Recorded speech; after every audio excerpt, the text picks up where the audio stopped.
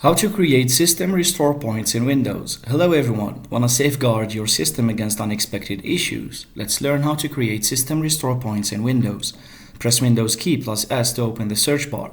Type create a restore point and press enter. This will open the system properties window directly on the system protection tab. Ensure that protection is turned on for your system drive.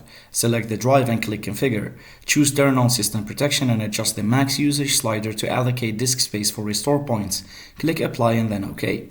In the system properties window, click create. Enter a descriptive name for your restore point, like pre-update backup, and click enter and click create. Wait for the process to complete. You'll see a confirmation message when it's done. If you ever need to restore your system, go back to the System Properties window and click System Restore, then Next. Select a restore point from the list.